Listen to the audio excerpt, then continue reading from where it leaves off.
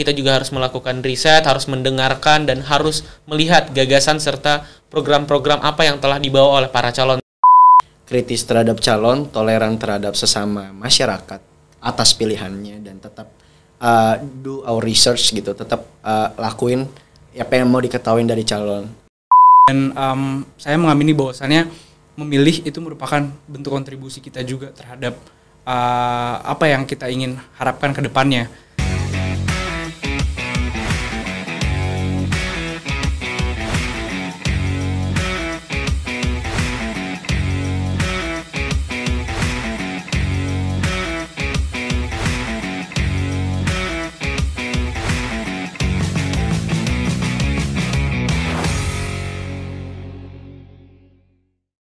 Halo teman pemilih, apa kabar? Senang sekali ketemu dengan teman pemilih semua. Masih di podcast KPU RI. Tepuk tangan dong buat podcast KPU RI. Iya, senang banget hari ini saya Raini Rinjani, host untuk podcast KPU RI, kembali bisa bertemu dengan teman pemilih. Dan sebelum saya memperkenalkan siapa yang akan jadi tamu istimewa kita di podcast KPU RI ini, kita mau disclaimer dulu bahwa kita semua yang melakukan proses syuting ini semua sudah melakukan tes swab antigen dan hasilnya sudah dinyatakan negatif. Jadi kami semua lepas masker. Hai, selamat berjumpa kembali adik-adik, apa kabar? Baik, sehat ya. Nah, kita kedatangan teman-teman, tebak dong kalau lihat warna bajunya mereka dari mana. That's right, kita ketemu dengan teman-teman dari BEM FHUI. Wow, selamat datang dong. Oke, kita kenalan dulu dong sama teman-teman yang sudah datang mampir di KPU RI ini. Sudah pernah datang ke sini belum sebelumnya? Baru pertama kali. Selamat datang, Dan selamat bertamu di rumah di mana para penyelenggara pemilu, kami bekerja untuk menyelenggarakan pemilu-pemilihan di Indonesia. Nah, ini adik-adik dari Badan Eksekutif Mahasiswa FHUI ini, kita akan kenalan dulu teman pemilih satu persatu dengan mereka ya. Ayo kenalan dulu dong. Dari siapa dulu nih? Boleh dari saya. Saya Sudayudi Putra, FHUI angkatan 2018, sekarang menjadi ketua BEM FHUI. Ketua BEM FHUI. Panggilannya siapa? Surya. Surya ya. Oke, setelah Surya mau siapa? Boleh, saya dulu deh. Boleh? Perkenalkan, nama saya Adam Putra Firdaus, FHUI angkatan 2019.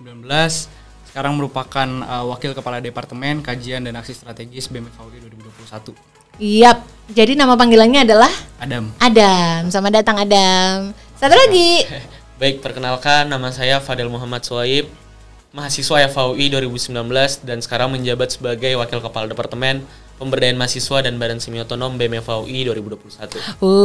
Fadel, tepuk tangan dong ya buat teman-teman kita dari BEM FHUI. Jadi sudah ada Surya, Ketua BEM, kemudian ada Adam dan juga ada Fadel ya. Nah, bicara soal sekarang teman-teman nih selama masih menjalani perkuliahan di FHUI, terus juga kan teman-teman jadi pengurus BEM ya, ketua dan juga pengurus BEM. Maksudnya bergerak di tidak hanya kuliah tapi juga bergerak di aktivitas kemahasiswaan. Bahasanya kalau bahasa dulu tahun 90 tuh bahasanya aktivis gitu. Kalian masih nyebutnya bahasanya kayak gitu gak sih? Kalian masih menyebut diri kalian aktivis gak? Kita masyarakat biasa sih. Bisa aja, padahal sama ya teman pemilih. Ngomong-ngomong sekarang kalau kehidupan di pandemik seperti ini, aktivitas kemahasiswaan yang di organisasi seperti kalian tuh jalannya seperti gimana sih?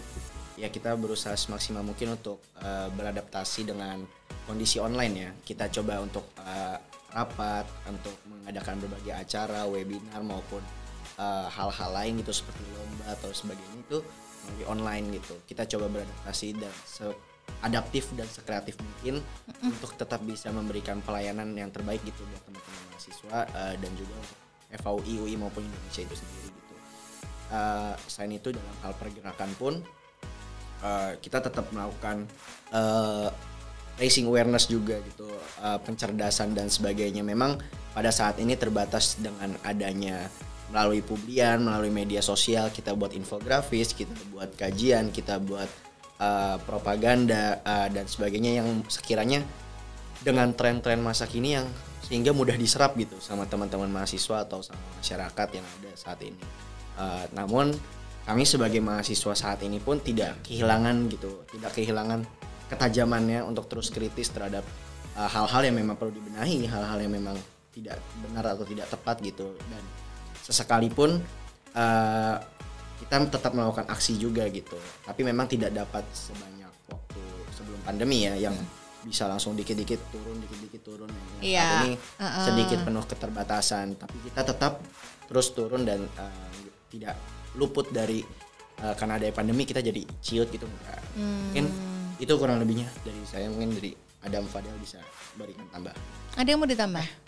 Mungkin nggak menambahkan sih, cuman kan sekarang emang sudah sedikit berubah gitu situasinya, dimana sekarang kita pandemi dan kegiatan dilaksanakan secara offline. Tapi kalau dari aku pribadi melihat bahwasannya kegiatan kemahasiswaan masih bisa berjalan, cuma pindah platform aja gitu jadinya ke online. Jadi kayak tadi Bang Surya juga udah bilang, kalau aku pribadi kan membawahi departemen yang memang bergerak dalam hal mengadvokasikan isu-isu sosial politik, khususnya dalam hal pembuatan kajian. Jadi itu nggak begitu terpengaruhi sih, kajian-kajian tetap bisa jalan.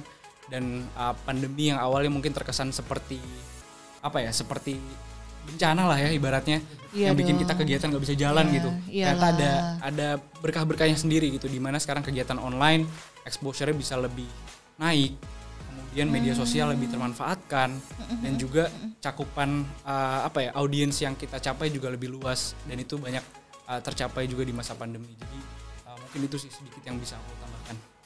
Oke. Padahal mau nambahin nggak? Boleh. Kalau misalkan dilihat dari internal kampus, bagaimana BEM FAUI hadir untuk mengembangkan dan memfasilitasi minat dan bakat, kita juga dengan adanya pandemi ini turut adaptif, turut melakukan inovasi-inovasi.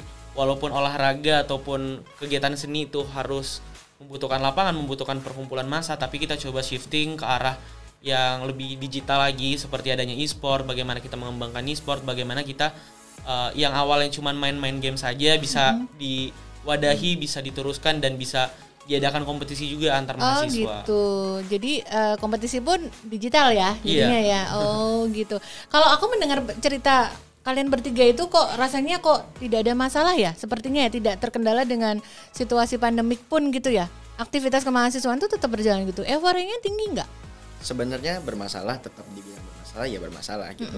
Euforianya tergantung agenda gitu. Jadi memang kalau untuk beberapa hal yang mungkin memang sedang menjadi concern saat ini dan memang menjadi suatu hal yang sudah dijalankan selalu tahun per tahun, exposure-nya, euforianya tetap sama gitu. Cuman untuk beberapa hal yang mungkin terdengar kurang fun, kurang seru gitu ya, itu sulit kita untuk mencari masanya gitu. Karena kan kalau online kan kita cuma bisa approaching via grup, via chat segala macam. Sedangkan kalau dulu kita bisa tatap muka, ada yang lewat, kita tarik ikut, ayo ikut gitu. Jadi memang bisa langsung euforianya lebih gede, dan teman-teman pun ketika offline kan lebih semangat untuk ikut gitu kan, untuk ikut agenda ini, agenda itu, meskipun ujung-ujungnya sekedar untuk ngobrol ya. Kalau sedangkan kalau Zoom kan kita nggak bisa gitu kan, meskipun kita join Zoom, saya mau ngobrol aja sama Adam sama Fadel gitu kan, nggak bisa gitu. Nggak bisa, ya apalagi orang yang itu ya, yang sifatnya itu apa kalau bahasa Jakselnya, yang love language-nya itu physical touch gitu ya.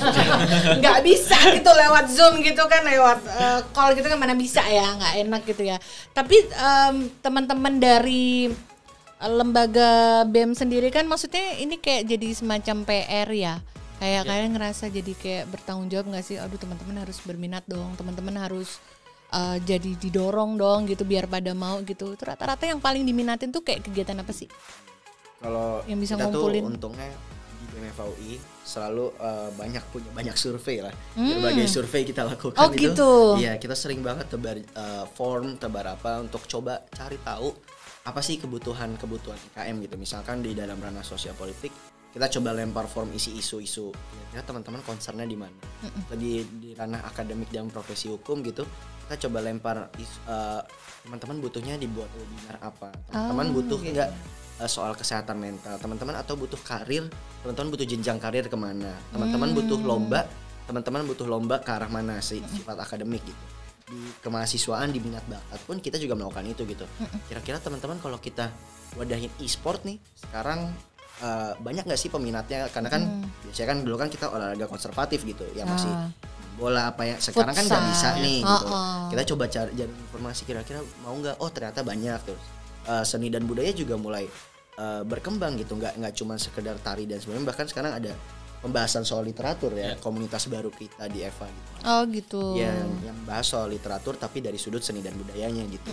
Jadi kita coba wadahi itu semua sesuai ke peminatan mereka yang kalian mau ini, kita coba wadahin ini gitu. Yang pastinya saat ini karena kondisi pandemi ya. Dan posisinya kalau minat dan bakat nggak semua orang bisa bermain e-sport gitu. Nggak kayak dulu semua orang paling nggak bisa nendang bola gitu kan. Sekarang udah beda gitu. Dan juga di ranah sosial politik sekarang orang udah karena kebawa pandemi kayaknya ya, sifat individualistisnya tuh makin tinggi gitu. Gitu ya. Iya, jadi untuk concern tuh kayaknya orang udah nggak terlalu banyak ya. Iya, jadi lebih pilih tidak mengikuti gitu ya. Iya, jadi lebih banyak kecuali ada isu yang memang mereka berdampak langsung gitu. Oh gitu. Ya, nah, isu apa tuh Surya yang paling diminati nih 1-2 tahun terakhir? Kalau isu sosial politik nih ya, mungkin dari Adam mau jelasin isu apa yang paling ini? Kalau dari isu sosial politik yang paling bukan diminati sih, tapi menjadi concern bersama di FAUI khususnya itu kekerasan seksual sih. Gitu ya. Di kalangan mahasiswa. Sebenarnya cakupannya luas. Jadi ada beberapa isu terkait kekerasan seksual yang kita kawal.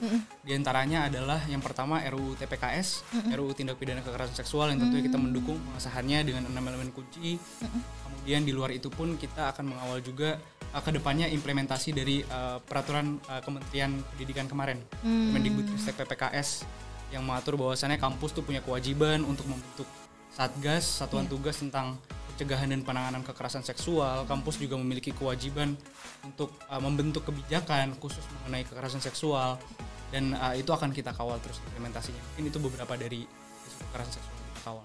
Apakah itu berangkat karena yang kemarin itu ya memang ada beberapa kejadian yang memang berangkatnya isu tersebut dari kampus ya?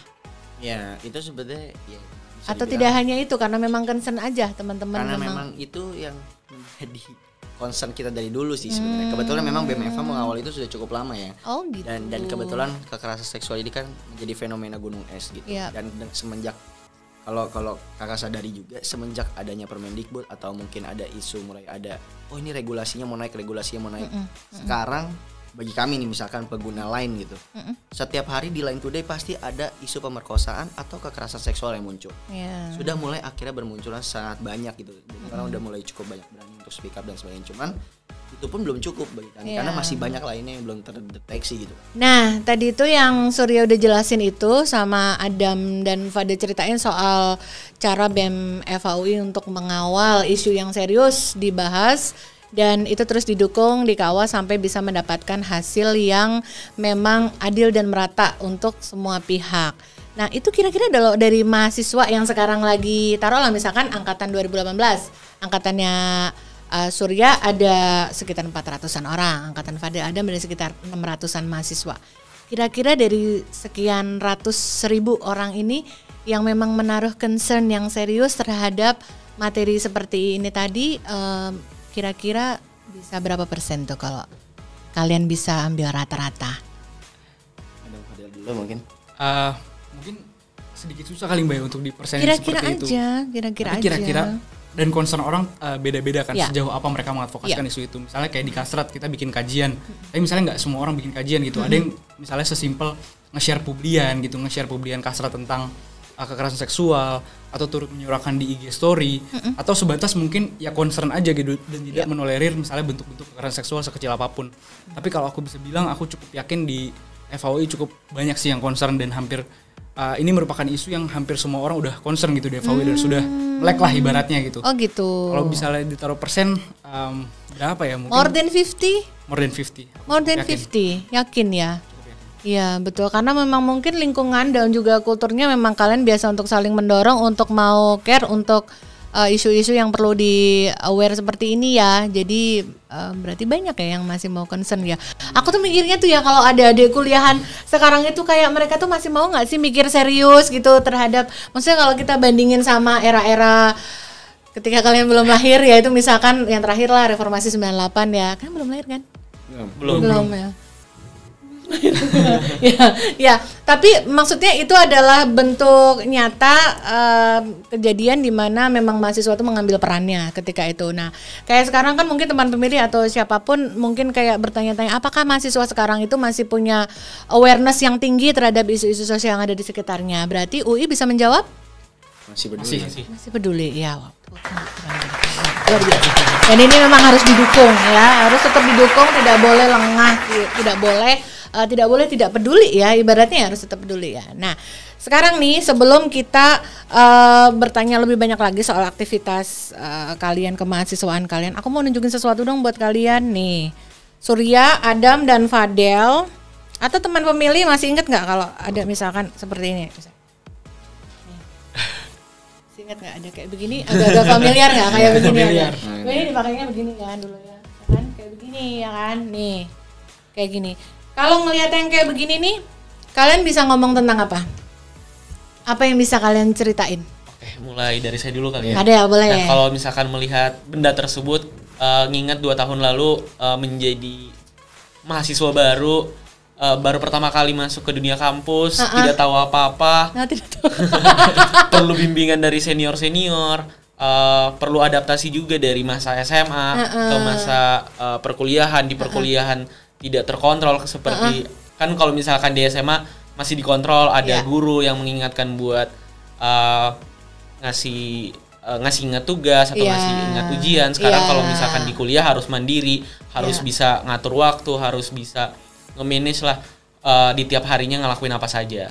Jadi kalau Fadel ngeliat kayak gini, first impression apa? Deg-degan, happy, excited? Apa ya? Kamu kayak terluka banget gitu ya? Masa-masa barunya terluka nggak? Enggak kan? Enggak ya? Tapi mungkin pada saat kita ospek di 2019 itu cukup padat banget dan sibuk. Tapi nggak sulit ya, nggak menyulitkan ya masa itu ya? Cukup menyulitkan. Masa? Berarti kan yang ospek kamu dia ya, berarti ya? Iya kan?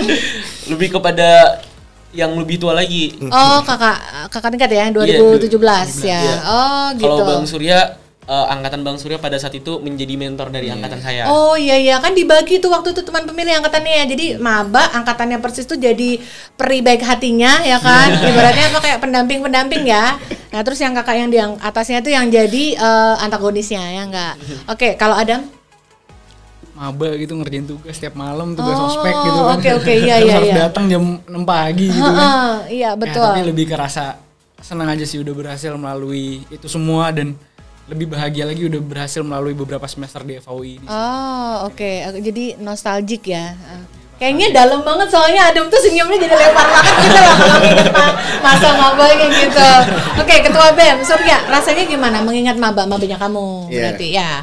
Ya, seru, lucu sih. Lucu ya? Seru, apa tuh yang terasa berkesan lucunya? Emang kalau dibilang berat sama beratnya gitu, jauh lebih berat. Bahkan di zaman saya maba itu ospeknya 5 hari, kalau di kalian 3 hari ya? 3 hari. Di saya 5 hari. Cuma menurut saya berkesan aja, seru gitu.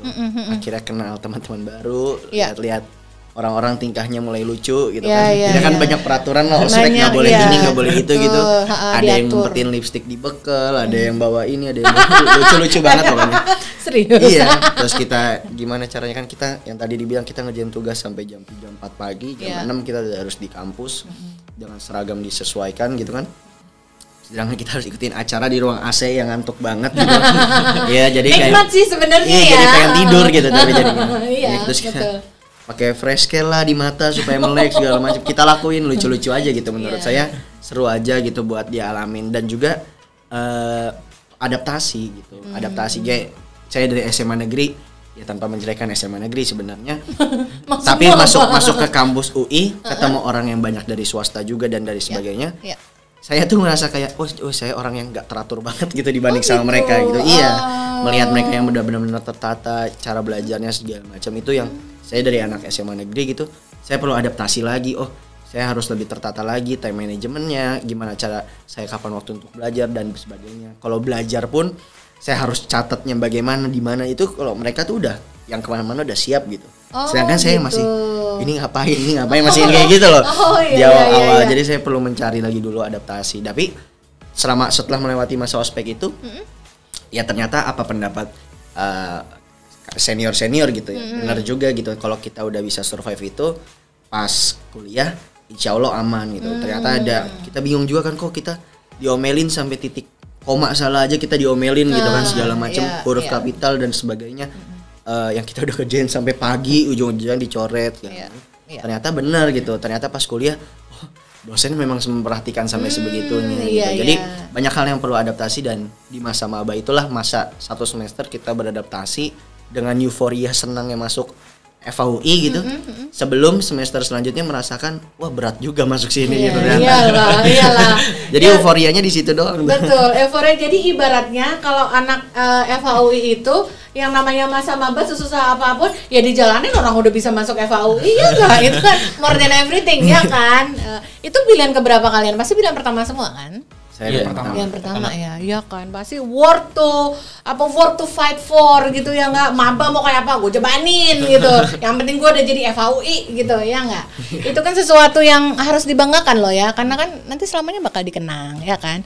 Nah kalau masa maba kalian itu ya, ini mau banding-bandingan nih, karena teman pemilih ini kan range-nya banyak sekali, dari yang masih lucu-lucu sekolah kayak kalian, masih ada yang seumur di bawah kalian, ada adik lucu, terus masih udah ada juga yang usianya sudah jauh lebih senior di atas kalian. Mau ngebandingin kalau anak-anak kampus sekarang itu zaman-zaman masa mabanya itu masih kayak lekat dengan praktek apa ya, sorry to say ya teman pemilih, kayak masih keras gitu, masih kayak semi bullying gitu, masih nggak di kalian? Masih kerasa nggak kadar kedisiplinannya tuh mendisiplinkan adik-adik maba baru gitu, mahasiswa baru itu? Oke, mungkin kalau misalkan di zaman kita bertiga pasti sudah jelas berbeda, karena kan ada peraturan-peraturan yang harus dipenuhi, dipantau juga dengan baik oleh pihak kemahasiswaan dan pihak kampus. Tapi untuk kedisiplinan dari abang mbak senior juga tetap menerapkan beberapa peraturan yang harus kita patuhi. Tapi emang tujuannya sudah jelas, kita tahu abang mbak itu melakukan dan melaksanakan peraturan itu untuk apa gitu. Seperti yang dibilang Bang Surya tadi, kita kita di dalam mahasiswa baru itu, masa itu merupakan masa adaptasi, masa percobaan. Jadi pada saat kita terjun ke dunia kampus yang sesungguhnya, mengikuti perkuliahan, kita udah terbiasa karena selama beberapa hari tersebut sudah latihan, sudah melakukan kesalahan-kesalahan, jadi kedepannya udah lebih lancar lagi. Oh gitu. Jadi kamu nggak ngerasa berat ya ketika maba dulu, proses mabanya itu menurut kamu itu nggak yang physically hard gitu? Oh enggak ya? Lebih kepada memang waktunya aja yang harus terkuras karena harus ngerjain tugas malamnya, tapi harus bangun pagi. Kemudian juga waktu main juga jadi berkurang, benar-benar harus fokus tuh selama kurang lebih selama 1 bulan persiapan tuh harus benar-benar fokus kepada kampus, ngikutin semua kegiatan-kegiatan dari kampus. Jadi kayak lebih banyak itu kayak masa pengenalan kampus tuh memang lebih banyak kayak materi-materi gitu ya. Jadi kalau anak 90-an ya tuh, kalau yang namanya mahasiswa baru tuh ya, ini namanya kakak kelas nih. Nih, namanya kakak kelas nih. Dek, nunduk, Dek, nunduk, Dek, nunduk. Jadi yang namanya mahasiswa baru tidak diperlakukan secara, maksudnya kalau secara kita ngomong derajat-derajatan tuh kayak memang kalian tuh digejek di bawah kayak begitu ya. Kalau sepertinya kalau di masa sekarang sudah perlakuannya sudah berbeda ya. Sebenarnya ada. Sebenarnya ada juga. Cuman kalau di UI ya, saya nggak mewakili kampus lain gitu. Cuman kalau di saya di FAUI kami gitu udah lebih manusiawi ya. Kalau soal diteriak-teriakin menurut kami ya pasti ada gitu. Karena kita telat lah atau apa gitu. Cuman maksudnya enaknya saat ini memang kita diperlakukan tetap seperti itu, dengan kadar yang lebih manusiawi dan lebih jelas aja tujuannya apa. Jadi kayak kita giniin kamu supaya kamu begini. Oh ya udah, jadi kita kita bisa terima itu karena jelas gitu. Betul. Gak kayak mungkin waktu kita SMA atau mungkin kapan gitu kan, yang intinya telan aja omongan aja udah. Ya anak SMA begitu ya, mau si anak SMA kayak begitu. Sekarang kita kuliah alhamdulillah ya tetap ada perlakuan kayak gitu, diteriakin contoh kayak tadi digebrak semua tetap ada. Oh tetap ada ya. Cuman dengan kadar yang lebih manusiawi lagi, lebih mengerti lagi dan lebih tahu tujuannya emang mau dibawa kemana gitu. Jangan jadi ngomelnya ospek tuh ada tujuannya, nggak ngomel-ngomel aja gitu. Betul.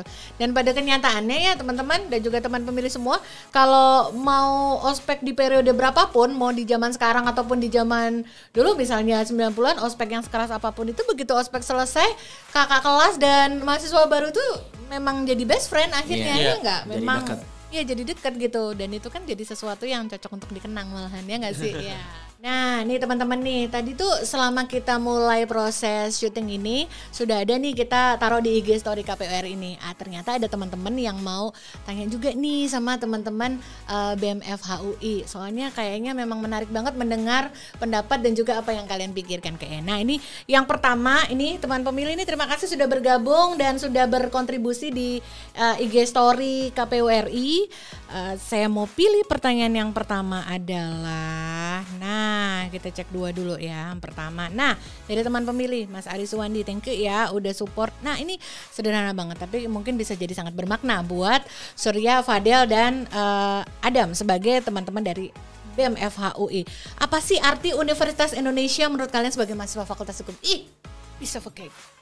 Coba Ketua BEM dulu. Oh Fadel dulu, oke. Mungkin arti Universitas Indonesia bagi saya selaku mahasiswa merupakan tempat berkembang. Bagaimana saya belajar juga mengenai apa yang saya minati dalam hal ini ilmu hukum. Bagaimana saya mengeksplor, menambah soft skill dan juga hard skill saya. Sehingga pada saat saya keluar dari dunia kampus, saya bisa lebih berkembang, bisa menjadi lebih berguna dan bisa melakukan banyak hal gitu. Tidak hanya hal-hal yang saya udah ketahui sebelum saya masuk ke dunia kampus. Jawaban calon pemimpin. Oke, next siapa? Adam, boleh. Ya. Kalau aku pribadi sih mengartikan Universitas Indonesia sebagai kesempatan kedua sih dalam hidup. Kesempatan kedua, ya. Karena dulu aku kenapa bukan kesempatan pertama? Ya dulu aku lebih fokus kepada main bola karena itu minat kan, minat aku dari dulu. Emang pengen jadi pemain bola, tapi kemudian ada cedera, kemudian aku harus nyari nih mimpi lain apa yang bisa dikejar gitu. Dan ya kebetulan alhamdulillah puji syukur aku bisa masuk di FHUI. Dan ya aku mengartikannya sebagai kesempatan kedua aja sih untuk have a shot lagi lah on life gitu. Oke. Kesempatan kedua. Jadi bukan cuman kesempatan kedua itu dalam hal kehidupan pribadi, tapi juga yang satu ini opsi untuk bisa mencapai hal yang lain yang bisa diimpikan untuk dikejar ya. Nice answer. Sekarang Ketua BEM. Apa arti UI buat kamu? Jawab yang bagus. Arti UI buat saya ya kayaknya rumah terakhir sebelum berjalan sendiri kan. Sebelum kita bekerja menjalani kehidupan sendiri. Kenapa jadi rumah terakhir? Kenapa diibaratkan rumah? Karena penuh akan permasalahan juga sebenarnya. Jadi dibilang wadah berkembang. Maksudnya kamu tertimpa banyak masalah? Gitu? Maksudnya di UI sendiri, saya di UI, maksudnya ternyata UI punya banyak permasalahan juga. Tidak seindah yang orang lihat dari rumput tetangga gitu lah istilahnya. Iya. Gitu. Jadi makanya saya ibaratkan rumah, ada kalanya memang baik, ada kalanya memang buruk gitu. Tapi tetap karena saya menganggap UI sebagai rumah, ya tetap menjadi pembelajaran bagi saya kan, sebagai salah satu penghuni rumah untuk belajar di situ, untuk berkembang jadi lebih baik lagi dan sebagainya secara akademis maupun non akademis. Nah, itu dari saya. Dari itu jawabannya bagus-bagus ya teman pemilih ya. Nah sekarang kita pergi ke pertanyaan kedua ya. Sudah siap adik-adik? Pertanyaan kedua, nggak usah deg-degan. Mana senyuman buat mantan mana ya? Kesini ya. Oke, jadi ini ada pertanyaan kedua nih dari teman pemilih yang sudah kirim pertanyaannya di IG story KPURI. Ya namanya Kis Fendi. Ini mungkin Mas ya biasanya Mas Kis Fendi ya. Mahasiswa itu sering disebut sebagai agent of change, agen perubahan. Ya, hal konkret apa yang ditawarkan mahasiswa untuk perubahan? Ini kayaknya memang general banget. Kalian boleh memilih angle apapun. Coba Ketua BEM aja nih mewakilkan nih. Coba silakan. Justru saya ingin memperkada. Bisa aja Ketua. Dan dia tidak bisa mengelak. Jawab Adam. Sebenarnya mungkin kalau dari kami sendiri, kami itu tidak mengamini bahwasannya mahasiswa itu agent of change, itu mungkin pertama, karena kami nggak memandang bahwasannya mahasiswa lebih baik dari berbagai elemen sipil, masyarakat sipil lainnya yang juga berjuang gitu dan memperjuangkan sesuatu. Jadi mungkin itu pertama. Dan yang kedua, hal konkret apa yang kami tawarkan, mungkin jawabannya keterlibatan sih. Dalam artian mungkin in terms of social political issues, kami akan terus terlibat gitu, kami akan terus melakukan segala hal untuk emang mengadvokasikan apa yang kami semua perjuangkan gitu. Baik itu dari RUU bermasalah, RUU yang segera disahkan, atau isu-isu in general lain yang sebenarnya perlu perhatian lebih. di masa online ini meskipun mungkin banyak ya pendapat yang bilang mahasiswa udah jarang nih turun ke jalan gitu Yeah. dan lain-lain. Yeah. Tapi kan itu kita menyesuaikan ke pandemi dan kita mencari cara lain untuk berjuang. Jadi kami meskipun kami tetap turun ke jalan gitu sebenarnya, Yeah. namun kami juga bikin kajian-kajian, kami bikin infografis, kami bikin berbagai propaganda untuk raising awareness dan itu sih mungkin hal konkret yang bisa kami tawarkan, keterlibatan aja di semua isu yang perlu perhatian kami. Nah, itu dia ya teman pemilih, sudah dijawab ya sama teman-teman BEM FAUI ya. Dan ternyata tadi yang disampaikan sama teman-teman tadi soal raising awareness itu sebenarnya menarik ya. Sebagai pengurus di BEM FAUI pasti sedikit punya kayak ada tanggung jawab moral untuk bisa encourage atau dorong teman-temannya untuk lebih aware atau care sama isu-isu ya. Kalau tentang isu kepemiluan sendiri, kayak nanti tahun 2024 kan kita mau menggelar pemilu dan pemilihan serentak nih. Di tahun yang sama kita akan milih presiden, wakil presiden, kemudian juga anggota legislatif ya, DPR RI, DPRD provinsi, DPRD Kap Kota, DPD RI, plus nanti sama semua kepala daerah di tahun yang sama. Itu agenda yang besar sekali dan mungkin akan jadi sejarah pertama di dunia juga. Nah, kira-kira kalau dalam isu kepemiluan, karena kan kemarin teman-teman sudah pernah ikut jadi pemilih kan di tahun 2019 ya, pada milih nggak? Milih ya? Milih nggak, Surya? Iya. Milih ya? Bener. Pakai hak suaranya nggak? Kan lo biar jurdil, kita nggak boleh kasih tahu kan. Oh iya betul ya. Tapi yang penting memilih ya. Yeah. Oke, ya. Nah, teman-teman kan sudah memilih juga kemarin. Nah, kira-kira kalau isu tentang kepemiluan itu sempat jadi hal yang menjadi obrolan atau isu yang sering didengungkan nggak sih di tengah-tengah mahasiswa FAUI? Mungkin Cerita dong. kalau mungkin dari pengalaman saya selama di kampus sih, sejujurnya untuk isu itu kurang jadi pembahasan sebenarnya, karena di lingkup kita tidak mau terlalu mempermasalahkan soal pandangan politik dalam hal itu dan sebagainya gitu. Jadi memang sengaja untuk tidak menjadi concern anak-anak aja gitu. Karena yang pertama juga mungkin jadi pertanyaan apa yang bisa kita lakukan untuk merubah itu. Iya. Yang kedua apa peran kita di situ, nggak ada gitu. Segala macam yang penting yang kita bisa gunakan hanyalah hak kita gitu kan. Ya. Paling ya diskusi-diskusinya itu juga cuma beberapa orang aja dan juga mungkin paling sebatas kayak menurut lo lebih mending pilih ini apa ini gitu. Cuma sebatas kayak gitu aja gitu. Kenapa pilih ini ya? Karena kemarin dia bisa jawab ini misalnya. Atau karena gitu. dia ini. Cuman itu juga hanya sedikit orang kayaknya, sedikit banget Gitu. yang memang membahas itu. Sisanya ya bisa dibilang bahasanya cuek gitu. Gitu. Bisa kelihatan nggak kayak itu menjadi catatan kalau dari sejarah yang kemarin 2019 ya, misalkan karena 2019 itu Surya sendiri kan sudah berada di kampus nih. 1 tahun menjalani perkuliahan, baru ada pemilu di 2019. Sempat beredar nggak kayak obrolan yang kayak misalnya besok aku mau nyoblos atau besok kayaknya aku nggak nyoblos kayak gitu, bisa kelihatan nggak kayak mereka menggunakan hak suaranya nggak menemu itu? Soal menggunakan, soal ada obrolan tentang nyoblos enggak, kayaknya nggak ada. Tapi soal nyoblos apa enggak, kayaknya sih nyoblos semua. Gitu. Tapi maksudnya jadi concern pembahasan yang sampai diskusi itu kayaknya enggak gitu. Oh gitu, jadi kayak obrolan warung aja ya ibaratnya ya? Bahkan belum tentu jadi obrolan warung gitu. Oh, gitu. Karena nggak diobrolin itu soal ini. Kayak udah terserah lu pada aja mau gimana. Iya. Mau siapapun pilihannya, ya, nggak ada dampaknya langsung buat kita. Dalam artian buat teman-teman FAUI, ya kita siapa juga mau milih yang mana bakal merubah segalanya, ya nggak ada gitu. Jadi sebatas ya udah kita coblos yang menurut keyakinan pribadi masing-masing aja, dan kita sama-sama nggak mau menyerang masing-masing pihak mau milihnya gimana. Gitu. Jadi kalau di masa jelang pemilu itu, sepanas-panasnya pemilu yang terjadi itu biasanya ramai itu kepemiluan terakhir adalah di media sosialnya, nggak kayak misalnya grup keluarga aja udah bikin kita gerah gitu ya. Kalau di grup mahasiswa gitu, misalnya di grup pembicaraan misalkan di WA grup misalkan kayak gitu nggak sempat jadi obrolan nggak sih? Sempat jadi kayak si A nge-share paslonnya ini, si B nge-share paslonnya ini. Alhamdulillahnya di kampus kita, Nggak ya? terutama di FAUI nggak pernah ada yang kayak Nggak gitu. pernah ada. Justru kalau ada yang kayak gitu malah kita apaan sih kok jadi dicampur-campur ke urusan kita. Jadi kayak gitu. sengaja kita membuat coba untuk clear, tidak terlibat sama itu. Kita pun mau siapapun, istilahnya mau siapapun calonnya, mau itu yang dibilang orang baik, mau itu yang dibilang orang benar segala macam.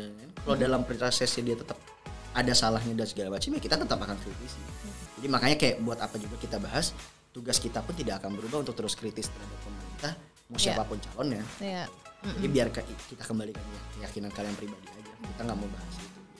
Tapi kebaca nggak ketika teman-teman at least minimal di circle kalian gitu ya, di circle sesama pengurus BEM misalnya atau di lingkungan pergaulannya, kayak bisa dijamin nggak hampir kayak berapa banyak tuh yang memilih atau tidak memilih? Banyak sih kayaknya kalau soal milih ya. Kalau soal milihnya tetap menggunakan hak suaranya tetap ya. Tapi Cuma memang kalau diskusinya ya gitu. Paling cuma iseng-iseng aja, misalkan memang lagi ada yang panas gitu.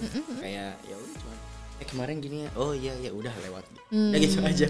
Jadi memang tidak menjadi hal yang diperdebatkan dengan serius gitu ya kalau di lingkungan kampus ya. Justru perdebatannya lebih ke soal hukumnya sih. Kayak kemarin kan soal yang di MK ya, permasalahan ini. Ya paling kita lebih karena dibahas juga sih sama dosen gitu soal kemarin ada yang nonton gak itu acara di MK soal pemilu, ya paling bahasnya ke situ itu kan dalam konteks akademik kelas gitu, memang perdebatan politik atau sebagainya. Iya. Tapi pada ngikutin sidangnya di MK, pada ngikutin? Ya kadang dosen suka nanya, jadi kita ya harus aktif aja gitu cari tahu kasus-kasus hukum yang baru. Iya. Nggak usah nonton sampai akhirnya itu 24 jam kalau nggak salah ya. Kan bayar. Iya. 24 jam dan disiarin langsung. Jadi kayak at least kita coba perhatiin beberapa aja untuk tahu gini. Iya betul. Ini sedikit tips buat teman pemilih juga, kalau mau hasil akhirnya langsung lihat ke media sosial KPU. Udah ada ringkasannya gitu, lihat di IG udah ada infografiknya, rekapnya ini gitu. Tapi kan tetap sebagai mahasiswa hukum pasti punya minat yang ini ya melihat proses sidang kan pasti menjadi bagian excitement tersendiri ya. Bagaimanapun kan proses persidangan kepemiluan memang hanya terjadi di MK ya kan, ya gitu. Oke, itu tadi ada 2 pertanyaan. Nanti kalau ada 2 pertanyaan lagi nanti kita akan jawab ya teman pemilih. Tapi sekarang kita mau ajak teman-teman dari BEM FHUI ini untuk kita main game dulu ya. Teman pemilih, kita masih bersama di podcast KPU RI bersama saya Reni dan juga masih bersama teman-teman kita dari BEM FHUI. Masih ada Surya, masih ada Adam dan juga masih ada Fadel. Kalian masih semangat kan? Masih agak-agak lemah. Mudah-mudahan mereka masih semangat teman pemilih. Teman pemilih yang baru saja bergabung, jangan lupa untuk subscribe dulu di YouTube KPU RI ya. Subscribe karena subscribe itu gratis ya.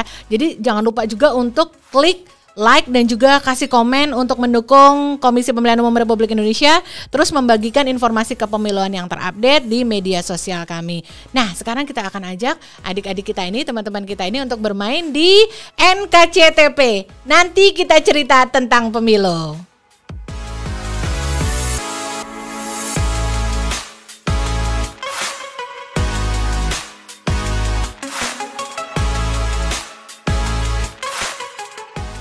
Nah, teman pemilih, kita bertemu di NKCTP. Nanti kita cerita tentang pemilu.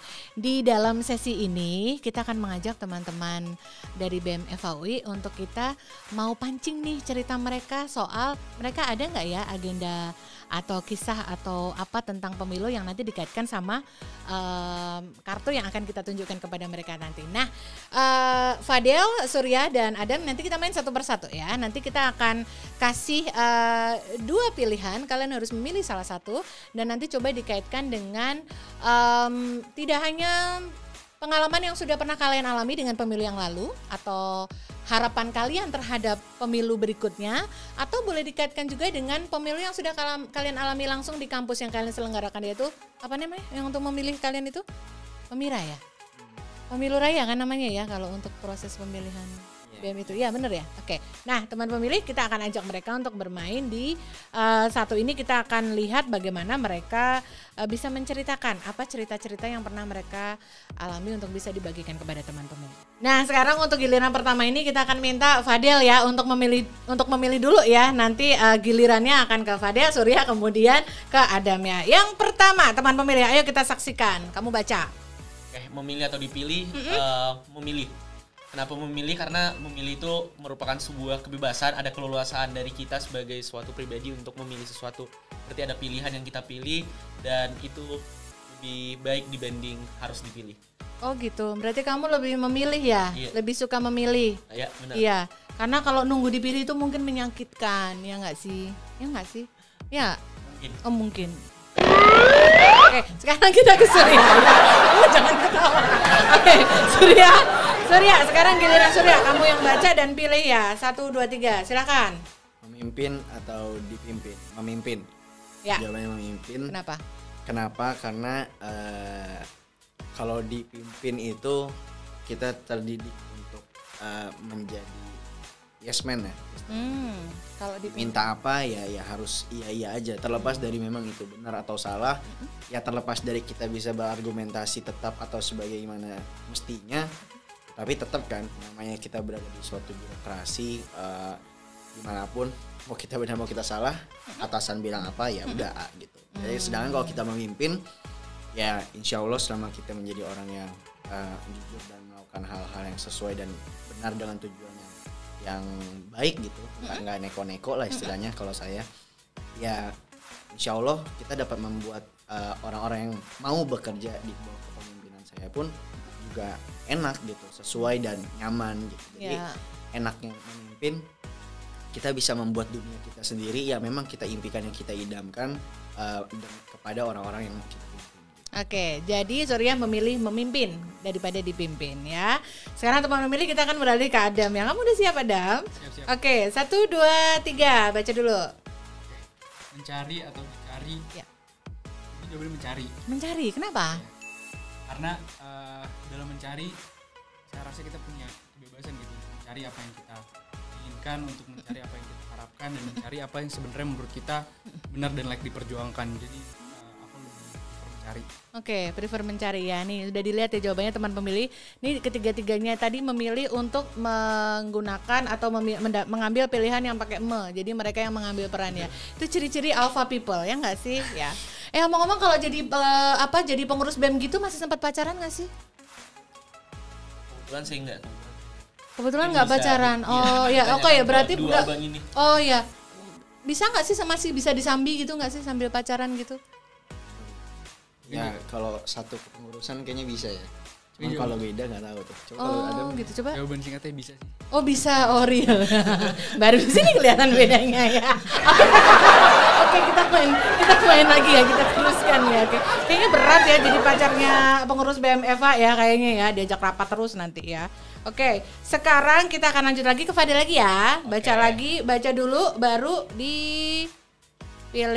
Silakan Fadel. Baca kenceng. Menentukan atau ditentukan? Ya. Menentukan. Ya. Kenapa menentukan? Karena sama sih sebenarnya alasan sama pilihan saya yang pertama, karena kita diberikan keleluasaan, diberikan kebebasan untuk menentukan sesuatu. Dalam kita mengambil keputusan pasti kita menjadi orang yang memikirkan banyak hal, mempertimbangkan berbagai pertimbangan, sehingga alangkah lebih baiknya kita sebagai pribadi yang mengambil keputusan tersebut menentukan sesuatu hal untuk kebermanfaatan bagi kita ataupun kebermanfaatan untuk suatu lingkungan.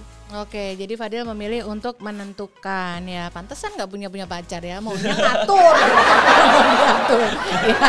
Oke, Surya baca lalu pilih 1, 2, 3. mencintai atau dicintai. Nah, ya pilih yang mana? Kalau boleh pilih atau sebenarnya. Cuman sebenarnya nggak salah sih, tapi aturannya bukan itu. Iya. Ayo pilih. Sebenarnya kalau suruh pilih lebih milih dicintai sih. Nah, baru Kenapa? kali ini milih di. Ayo. Kenapa milih dicintai? Karena terlepas mau dicintai mau enggak, bagi saya tidak ada ruginya. Mau mencintai saya silahkan, enggak mencintai saya silahkan. Tapi kalau saya yang mencintai, kemungkinan untuk saya jatuh ke lubang yang sama ataupun saya salah mencintai seseorang lebih besar. Jadi kayak lebih baik saya dicintai aja gitu. Oh gitu, pasrah dia ceritanya ya. Bahasa simpelnya lebih baik pasrah gitu. Iya, lelah ya Kak.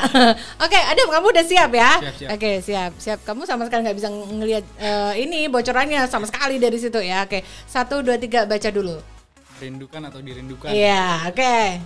Baca. Mungkin merindukan sih. Oh gitu. Iya. Nggak mau dirindukan ya Adam? Ya mau juga, cuman kan harus milih gitu Nah, bijak ya. Kenapa merindukan? Karena saya percaya bahwasannya ketika kita yang merindukan itu kita in kontrol lah sama perasaan kita. Jadi aku lebih suka, dan banyak orang mikir bahwasannya dirindukan dicintai itu merupakan blessing gitu kan. Bagi Buat aku- kamu bukan blessing ya? bukan gitu. Oh, terus Namun bagi gimana? aku mencintai dan merindukan seseorang juga merupakan blessing yang sama gitu karena Oh, kita masih gitu. punya perasaan-perasaan itu kan. Salah, kakak Bem. Oke, jadi milih merindukan ya. Oke, baik. Nah, ini masih ada satu set lagi ya. Tapi kalian tahu nggak gosip-gosipnya? Kalau dari sejak zaman kapanpun ya, yang namanya pengurus BEM itu adalah pelarian dari yang mereka-mereka yang memang nggak ada agenda di malam minggu gitu dulu. Itu masih berlaku nggak mitos kayak gitu sekarang? Nggak tahu juga. Artinya iya. Kalau dia bilang atau artinya iya, itu bahasa anak hukum. Oke. Terima atau enggak itu memang seperti itu keadaannya ya. Ya, ini is what it is. Nah, sekarang kita akan ke satu set terakhir nih, Maka seru nih. Yap, sip. 1, 2. Ini Fadil kayaknya cocok yang ini. Sudah siap? Siap. 1, 2, go. Mengadili atau diadili? Ya. Aduh. Kamu cita-citanya jadi penegak hukum atau tidak? Iya. Iya ya, termasuk. Nah, ini pertanyaan cocok nih berarti. Pilih apa? Mengadili atau diadili? Mm-mm. Pilihan berat sih nih. Mengadili atau diadili? Ya. Kan jelas kalau kamu pilihannya sebagai penegak hukum jelas. Oh, mungkin kalau misalkan saya sebagai penegak hukum, saya lebih memilih untuk mengadili. Oh, oke. Tapi saya perlu untuk mengembangkan diri saya bagaimana untuk mengadili sesuatu karena itu merupakan suatu keputusan yang berat juga. Sehingga dan sepengetahuan saya kalau misalkan kita dalam konsep mengadili itu juga berdampak atau berefek kepada apa yang kita adili. Jadi perlu pemahaman yang lebih luas, wawasan yang lebih dalam juga mengenai konsep mengadili itu. Oh iya. Oke, jadi yang dipilih mengadili ya. Ya. Oke, so udah penjelasannya itu aja. Oke, ya udah. Kayak dia deg-degan ini memberikan statement yang ini nih. Oke, sekarang kita kepada Surya. Sudah siap? 1, 2, 3. Ya, baca. Melayani atau dilayani? Yes. Layani atau dilayani? Saya dengan cepat menjawab melayani. Ya, kenapa? Ya karena konsepnya kenapa ya itu sebagai salah satu dasar juga kenapa saya akhirnya jadi BEM gitu. Karena konsepnya memang saya mau melayani teman-teman, saya mau membantu teman-teman, mengabdi dengan teman-teman gitu. Ya melayani orang adalah suatu kebanggaan dan kesenangan juga buat saya ketika orang yang saya layani tiba-tiba jadi bisa berkuliah lagi, contoh simpelnya gitu, bisa berkuliah lagi, tetap bisa melanjutkan studinya. Tadinya dia harus DO dan nggak jadinya DO gitu. Tadinya nggak bisa kuliah karena nggak punya uang, kita coba bantu jadi bisa kasih beasiswa, dapat uang segala macam. Atau teman-teman yang butuh nggak punya, udah lulus S1 nggak punya kerjaan, kita coba kasih lowongan kerja, alhamdulillah dapat. Ada yang tadinya ilmunya masih sempit, kita coba kasih pemahaman, kasih webinar dan mereka coba ikut segala macam jadi lebih paham. Mereka yang nggak punya soal wadah untuk gue butuh pendalaman soal ilmu ini tapi gue nggak tahu gue harus ngobrol sama siapa, gue nggak punya link ke sana gitu. Kita coba layanin, kita coba wadahi segala macam, dan kesenangan tersendiri buat saya ketika bisa melayani orang dan ternyata itu sukses gitu. Jadi menurut saya melayani itu mungkin bisa dibilang jalan hidup saya sih. Oh melayani. gitu. Ya. Mungkin nanti karirnya juga pilih di bidang yang melayani ya, mungkin nanti ya. Siapa tahu ya sesuai pilihannya sendiri ya. Oke, tadi Surya sudah pilih melayani. Sekarang kamu nggak ada pilihan lain, tinggal satu aja ini. Adam, 1, 2, 3, ya baca. Memberitahu atau diberitahu? Yes. Pilih yang mana? Mungkin memberitahu sih. Memberitahu ya. Simpelnya kenapa memberitahu, karena aku mengartikan ini bahwasanya kita dalam posisi di mana kita bisa ya memberitahu orang-orang Ya. terkait apa yang kita percayai dan yang kita pegang gitu, apa yang menurut kita benar dan lain-lain. Jadi mungkin, dan itu merupakan sesuatu yang penting juga menurut aku pribadi, dimana sebagai manusia kita harus memberitahu orang lain apa yang menurut kita salah, apa yang menurut kita benar, apa yang menurut kita baik, apa yang menurut kita apa yang menurut kita tidak. Jadi karena itu aku Pilih memberitahu ya. Oke, itu memang semuanya pasti punya dasar masing-masing nih ya teman pemilih. Sampai 3 teman kita ini bisa memilih, hampir semuanya memilih lebih aktif melakukan sesuatu ketimbang untuk satu ya tadi kamu ya, lebih pilih dicintai daripada mencintai ya. Itu opsi yang berbeda. Ya teman-teman pasti juga punya pilihan masing-masing dan pasti mereka bertiga juga punya alasan sendiri. Tapi yang jelas semua dari yang dilakukan oleh teman-teman di BEM FHUI ini tadi memang all the best untuk bisa support semua teman-teman di FHUI ya. Ya, sekarang nih kalau misalkan bicara tadi soal keterlibatan BEM FHUI dalam meningkatkan awareness gitu. Kalau menurut kalian, menurut awareness kalau kita di kepemilian bicaranya awareness tentang agenda pemilu ya. Kalau menurut kalian paling cocok itu kalau buat mahasiswa FHUI itu kalau mau kasih info-info atau campaign kepemiluan untuk remind bahwa mereka harus care dengan hak pilihnya itu kira-kira paling cocok itu pakai media apa? Kalau di saat ini masih media sosial atau kayak ada other choices gitu? Di saat online media sosial nggak sih? Ya. Karena keterbatasan juga. Any platform ya? Ya platformnya sesuai tren sih. Misalkan emang lagi trennya Twitter mungkin Twitter, trennya di Instagram mungkin Instagram. Kalau di zaman sekarang trennya apa di lingkungan kalian, circle-nya? Mungkin Masih Instagram ya? kali. Masih Karena ya? apalagi ada fitur Reels yang baru itu masif banget. Oh Dan gitu. viewersnya cukup banyak. Ya. Kalau TikTok belum ya? TikTok juga. TikTok juga. Udah lebih banyak TikTok apa lebih banyak Instagram kira-kira kalau di lingkungan anak-anak FHUI? Kalau dibilang main ya banyak main TikTok sih ya. Iya. Cuma Gitu ya? kalau untuk yang buat ya nggak banyak di TikTok. Oh gitu. Tapi jadi viewers aja. Viewers ya, penikmat aja. Ya, Kalau betul. Instagram kan teman-teman sesuai karyanya bisa post apa, bisa Iya. upload apa. Ya, betul. Ya, betul. Oke, jadi media sosial masih the best choices ya. Kalau di media sosial dulu ketika teman-teman masih berada di kisaran sekitar pemilu kemarin misalnya 2019, itu suka nemu-nemu hoax gitu nggak sih di medsos yang kalian ikutin? Ya susah sih sebenarnya membedakan mana hoax mana enggak. Gitu ya? Iya. Agak susah ya bedain. menemukan. Kalau hoax kepemiluan gitu kayak bikin bingung juga nggak? Ya, Kalian itu bingung cari kebenarannya juga nggak kayak gitu? kalau saya sih kalau ngeliat hal-hal kayak gitu di media sosial saya nggak bisa langsung bilang itu hoax juga, tapi di satu sisi saya nggak bisa bilang ini benar juga. Jadi ya do my research gitu atau ya kayak lihat pakai mata kepala sendiri menurut saya benar. Ya it's decide apa pilihan saya aja gitu. Ya, betul. Dan teman-teman tahu nggak kalau di KPU ada salah satu media untuk bisa dipakai sebagai pembanding untuk meluruskan mana berita yang hoax dan mana yang bukan. Jadi teman-teman Surya, Fadel sama Adam bisa pergi ke website KPU RI www.kpu.go.id. Nih ada di sini ya, bisa dilihat dari website ini. Nanti masuk ada button, di atas itu ada button hoax pemilu. Di situ ada infografisnya, setiap hoax yang pernah keluar, pernah ada di media apapun, di situ ada hoaxnya dan ada klarifikasinya. Kayak gitu. Jadi nanti boleh coba ya, boleh cek-cek di website KPU RI www.kpu.go.id. Ini ada di mana? Di sini ya. Itu nanti bisa klik button hoax pemilu. Nanti boleh infoin juga ke teman-teman kalau nanti mau ngelurusin hoax-hoax kepemiluan, termasuk nanti untuk jelang 2024 ya. Pasti makin gencar lagi tuh hoax-hoax kepemiluan yang teman-teman bisa aja masih kepapar sama hal-hal yang seperti itu.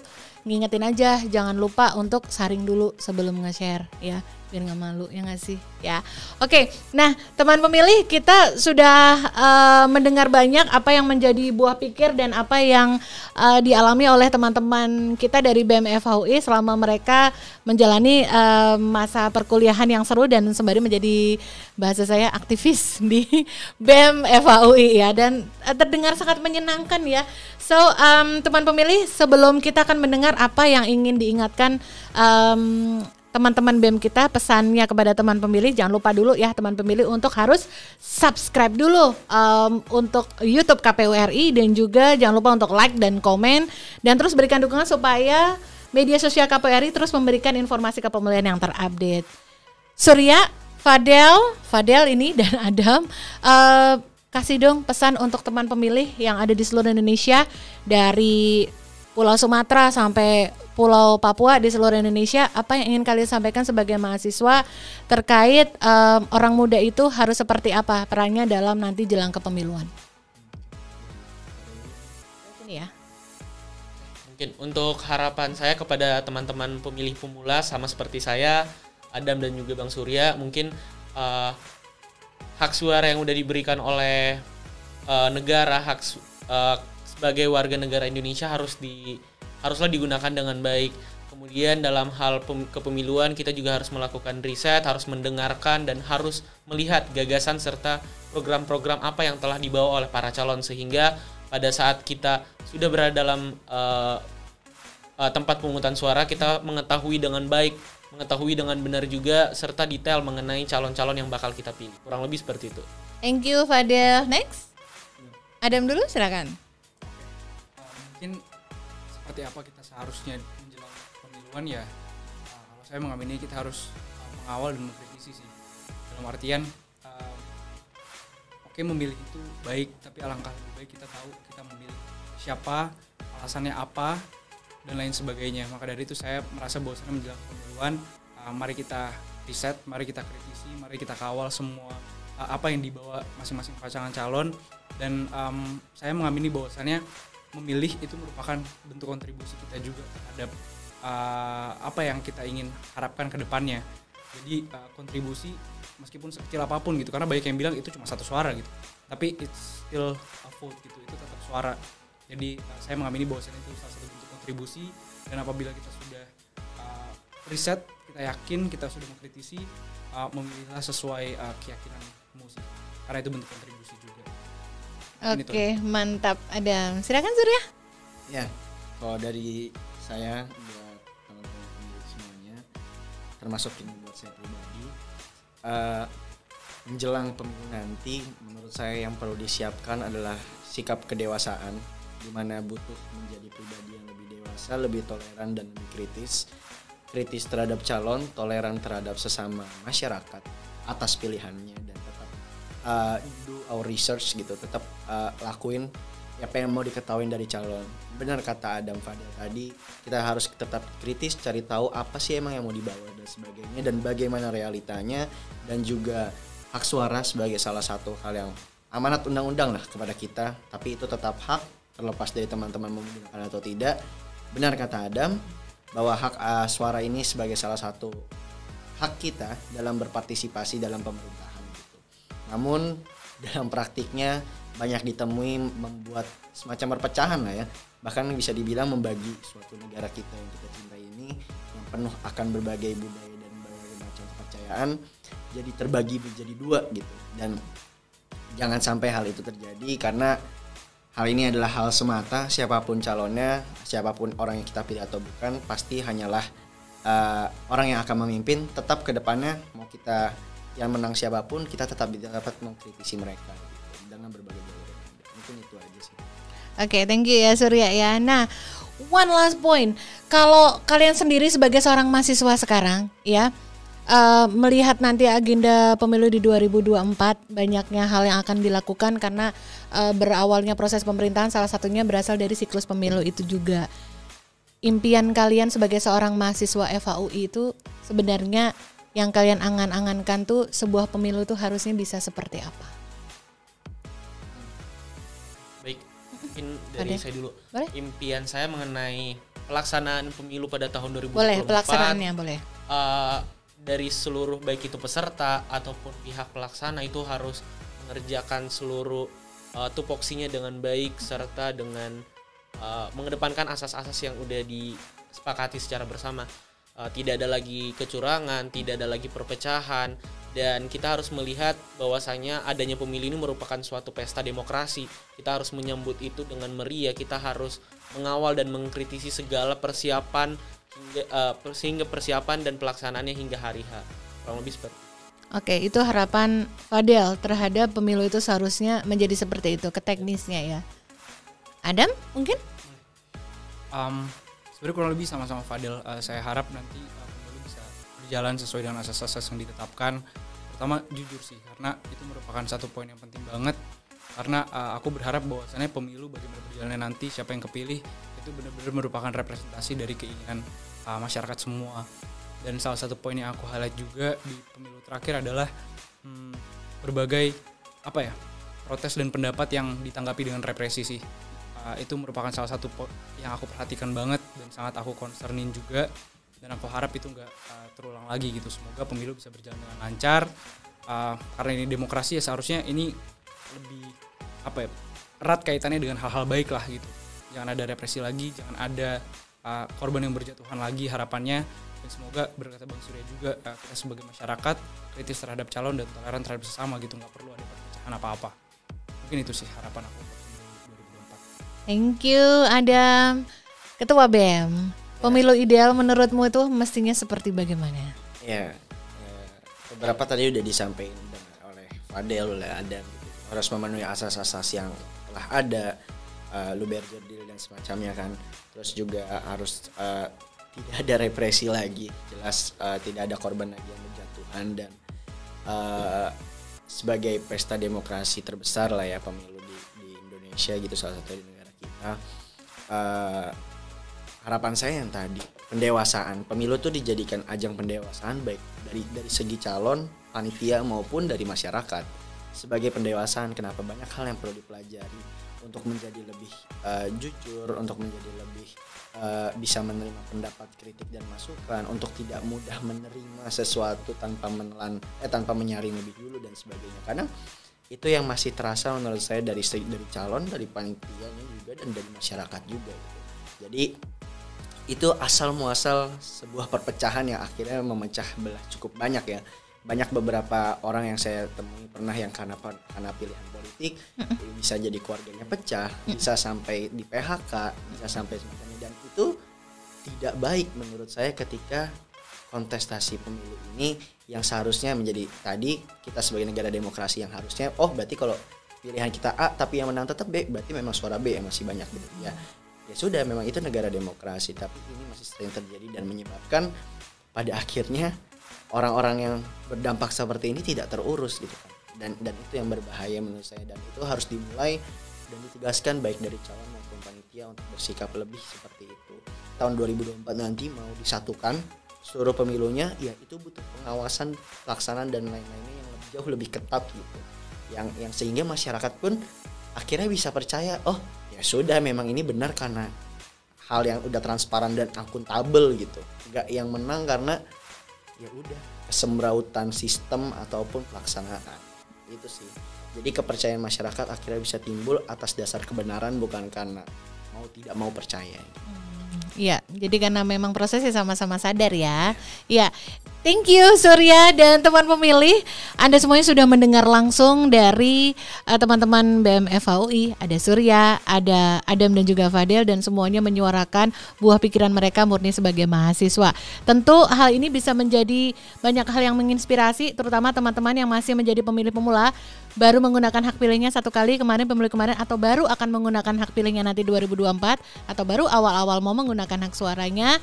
Ingatlah semua yang sudah disuarakan sama teman-teman kalian tadi agar bisa diambil inspirasi dan tentu saja bisa berguna untuk mendorong kehidupan berbangsa bernegara yang jauh lebih baik lagi. Teman-teman dari BEM FHUI, thank you banget ya sudah hadir di sini. Makasih banget sudah membagi pemikirannya. Seru sekali kita hari ini, dan mudah-mudahan nanti bisa mampir lagi ke sini ya. Oke, sukses perkuliahannya yang udah mau skripsi ya. Bersemangatlah dengan skripsinya. Dan teman pemilih, terima kasih banyak loh sudah bersama dengan kami di podcast KPU RI. Jangan lupa nantikan episode berikutnya untuk podcast KPU RI hanya di kanal YouTube Komisi Pemilihan Umum Republik Indonesia. Podcast KPU RI terdepan bicara kepemiluan. Terima kasih, sampai bertemu.